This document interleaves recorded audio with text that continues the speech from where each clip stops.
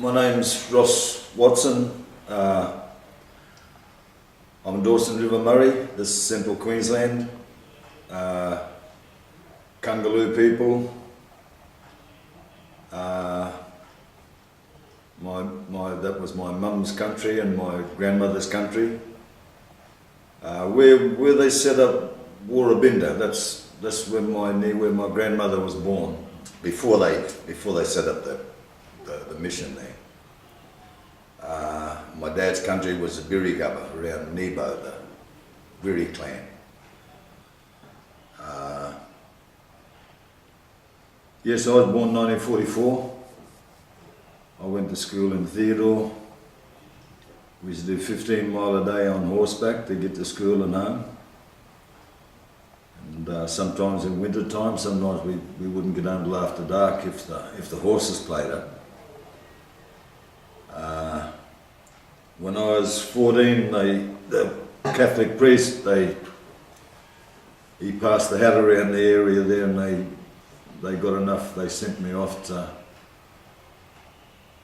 college, Christian Brothers College at Yeppoon.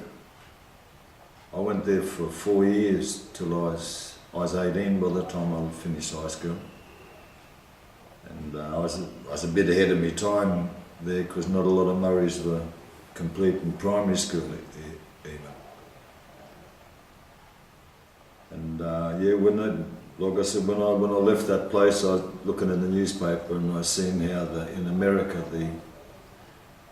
the black Americans were asking the bishops over there to let them sit wherever they wanted in the churches. They didn't want to have to sit up the back, segregated in the church. And when I seen that made me a bit shamed, you know. I'd been with the Catholics there all that time, and I'd seen the better side of them. But that other side was there all the time. It never surfaced a lot because we didn't talk about things a lot. We just sort of you put up with things to try and make things a bit better. Because that act was still enforced. But me mum and dad, they were both clear of that. So they were voting and stuff like that. Before the referendum, they used to go and vote. I never bothered about enrolling to vote till I was past 50 before I did.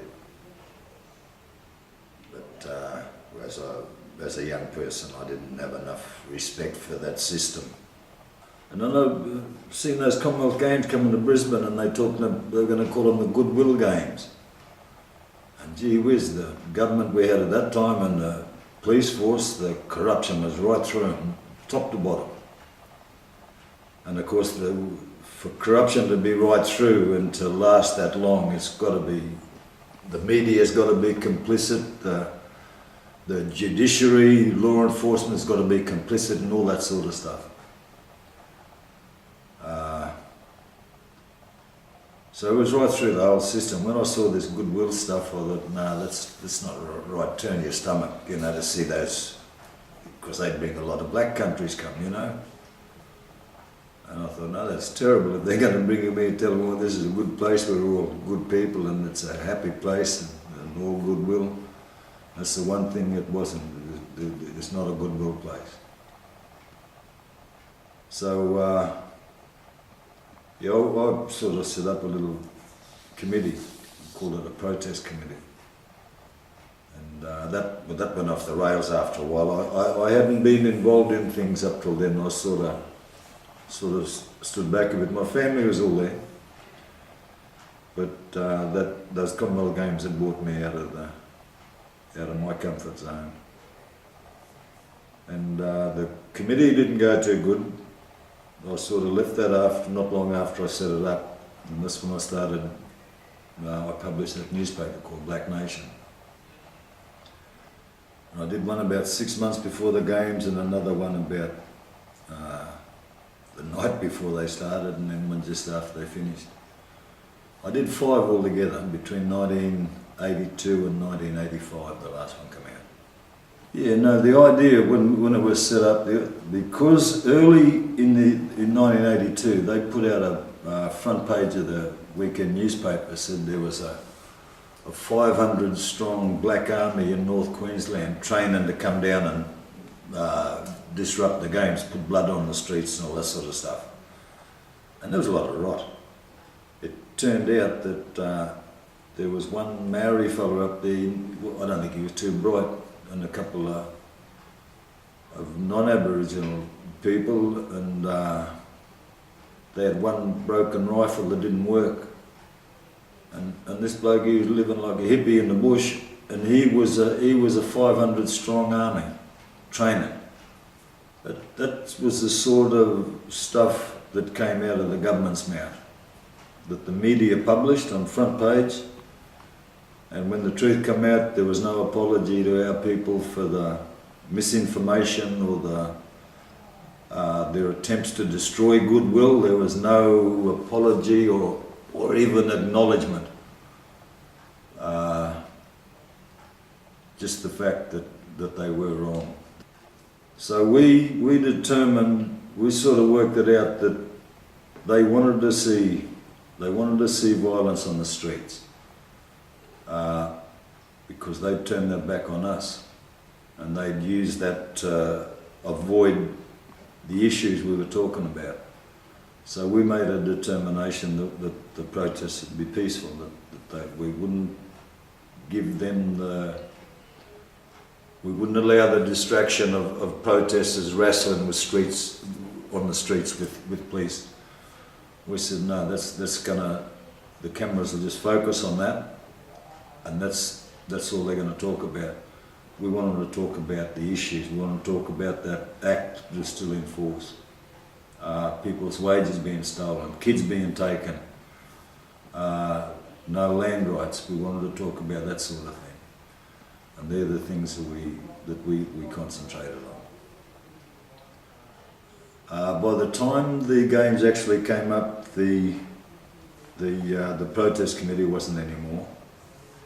But all the other organisations come in, and they ended up there was a little tent city down in Musgrave Park. There might have been 500 people camped there. There might have been a couple of thousand people there every day. And Auntie Janie and the elders, they come down. They had a tent there, the women's tent. They were putting on food there. The legal service had a tent there. The health service had a tent. The Aboriginal workers in Centrelink, they were down there processing. The people who came through had to process their forms and that. They were there doing all that. It was very, very impressive how the community came out and made that park function. And that part wasn't organised beforehand. It was pretty spontaneous. One time there, they I don't know how, but I ended up chairing one of the big meetings in the park with the loudspeaker thing. And somebody pointed to one bloke there. I thought he was a Murray, and they said, "Oh, this bloke wants to talk." I gave him the megaphone, and the first thing he said was, "Now I just want to tell you fellas," he said, "and I'm a white man." And as soon as he got that far, I thought, "Nah, hang on." I said, "Oh, sorry, bloke. Brother," I said, I've got to take this back." And I took it back off him and I said, "I apologise, I didn't know this fellow was a white fella." I said, "Because this meeting here, these meetings, I said, only black fellas talking here, I'm sorry. We've been listening to white fellas for 200 years, and no offence, a lot of them are good people. And if the white fellas want to talk, the big space over there, half the park over there, in that part of the oval over there, the white fellas can talk there, but this one here is best if just the black fellas talk." So that's the way it went. That was there was no bad feelings with it. It was just the fact that there was that many of our mob had come in. It was important that we spoke amongst ourselves. The thing about the park, the big thing about it was there was no voting for any decisions. All the decisions there came from consensus. When anybody had concerns about an issue, they got up and spoke about it, and then the discussion kept on going until that was resolved. And it was a real good feeling, because it turned out there was no leaders, there was no bosses, it was just that mob of people there, and there was no voting, because that's something that's our tradition, is consensus. Once you vote, you can manipulate people's brains, you can manipulate the issues, and that divides people. And that's something that we knew not to vote. And that was a big thing that came out of there, just because that meant everybody owned the protest. Everybody was there, everybody was the same part. It was a very important time. No, just everybody was marching. I don't remember being part of the decision to do that. I went along, all of a sudden, hey, everybody's marching. Oh, well, good. I'll march along here. And then when we got to the overpass over the freeway from Garden City going down towards the Curie 2, over the overpass there, on the other side of it, they had about 2 or 3 lines of policemen right across the road. And I saw that, and then everybody had their arms linked. And I thought, if them bullymen come charging at people with batons, people could get hurt quite severely. And somebody must have said to us previously, no, if they're going to do that, people are best just sitting immobile. And if anybody's rushing around mad and committing mayhem, it won't be the protesters. They'll be visible as being peacefully sitting down and with their placards and stuff like that. So it seemed like we hadn't discussed that on the what's name, so I just was able to get people to sit down, but they couldn't hear me because the people had megaphones everywhere, and there was flags and a lot of excitement, a lot of people. So they were the best thing to do that I could think of was just where they could see me out the front, was sat down in the middle of the road. And of course other people come and sat beside me, another 3 or 4 people. And people sat down. So when the bullymen moved, they didn't have people running this way and that way. They was able to come through in a pretty orderly way and grab the people they wanted to arrest. So, and I think from that first part, I think that sort of established the pattern for us. Then we didn't have to worry about wrestling on the Richmond with the bullymen.